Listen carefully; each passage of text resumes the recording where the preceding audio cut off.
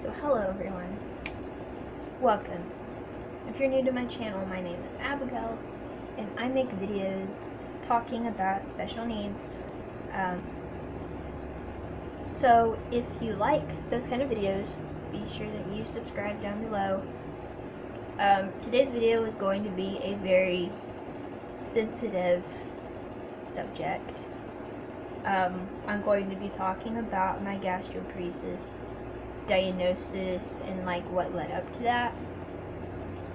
But first, before we get into that, I'm going to first talk about what my disability or what my birth defect does. So just a minute.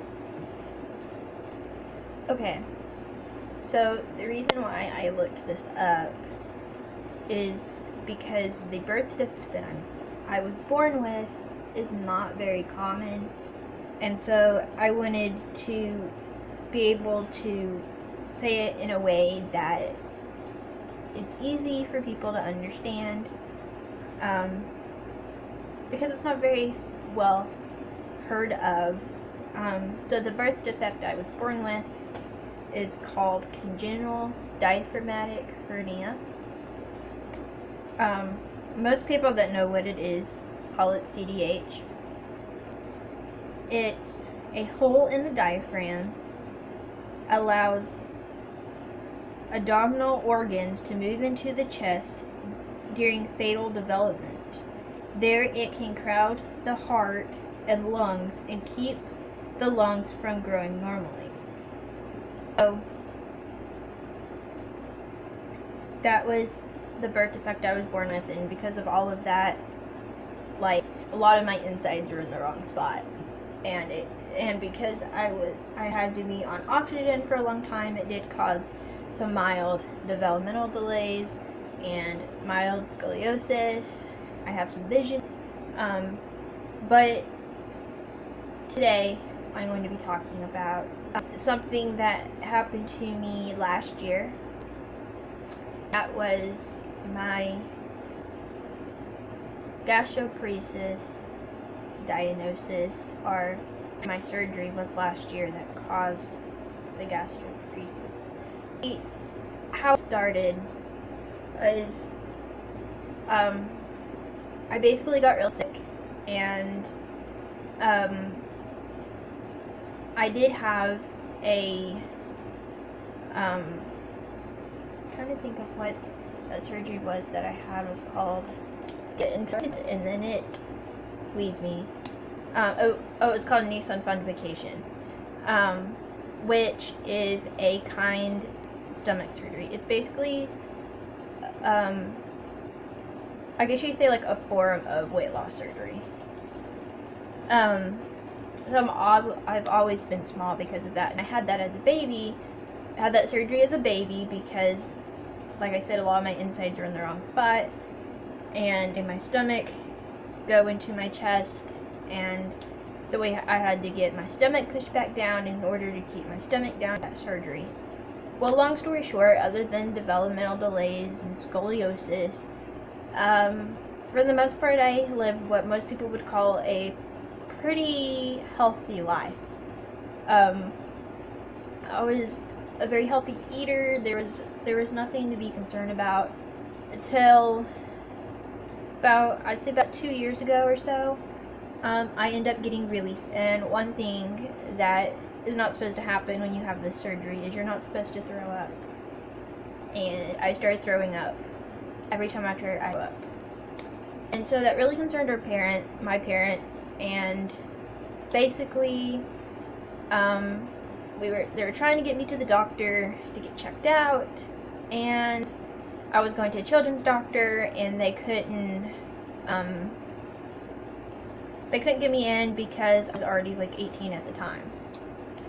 And so we searched and searched and searched for a home doctor, and finally after a few months we found one, and when we did, she said, "Hey, let's go get this testing and see what's going on." We found out that my stomach surgery had slipped, and part of my stomach went back halfway into my chest, like it was when I was a baby. So I think when I was a baby, if I remember right, my stomach was fully in my chest, but this time it just went halfway back up. So they told us either I could have surgery to fix it, or they could put me on medication to just like control the nausea and stuff. I decided because I was like, I want to be able to eat. So we did the surgery, or yeah, the surgeon did the surgery, and things did not go as expected. Basically, the surgeon told us that he was very sorry that he had hit a nerve in my stomach, or he thought he hit a muscle or a nerve or something, and I had all these different tests ran. Couldn't find out what was going on where we live, because we have no big doctors here that know about my disability.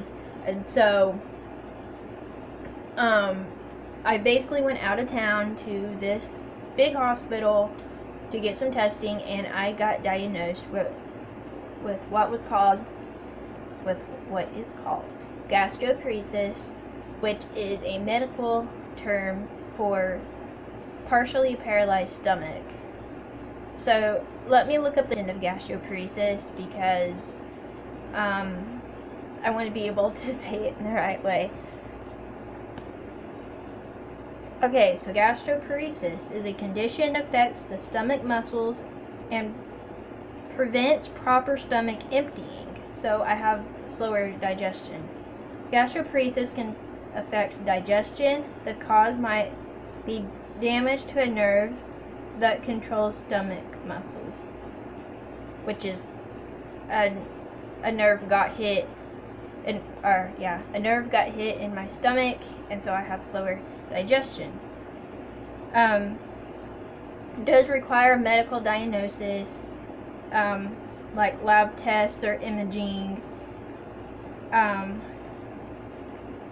and the treatment can help, like medication. I am on medication for gastroparesis. I am on meds for stomach pain. I'm on 2 daily vitamins, and I'm on a couple of nausea meds, and so it does help keep it under control. But also with that, I also really had to change my diet. I had to change my portion size. So in the past year, I have made a lot of changes, not just taking medication, but also what I eat and stuff. I have had gastroparesis like a year now. It's been a little over a year that I've had gastroparesis. It does cause stomach pain and nausea, and that's one of the reasons why I wear these wristbands. These wristbands, the white part pushes on a nerve in my wrist, and it helps with the nausea. So yes, I did end up getting diagnosed with gastroparesis, as I've said, and we didn't really know what my diagnosis was until we went to this like professional hospital that does these diagnoses, and they had like I think it was like a testing machine that tested for that exact issue, and that's what I got diagnosed with. And so that's my gastroparesis story, and I wanted to show you some pictures along with that. Okay, so I might have to get really close to the camera for y'all to see, but here's some photos. So I bought the sloth for the hospital because I was kind of nervous about going. This was after surgery. I had the sloth with me. A few days later, I stayed it was 2 or 3 nights in the hospital before they let me go home. And this was, I think, day 2 or 3. I got to sit in the big chair, and this was when I started drinking, like, quite a bit. Well, not quite a bit, but they started letting me have fluids, like, without, like, having an IV and stuff. This was I think it was a NG tube is what it was called, that they put me on. And this was, well, I was going to show those pictures, but I'm not going to be able to show all of them, but just some of them, because some of the pictures are just for me to keep and that are kind of personal. So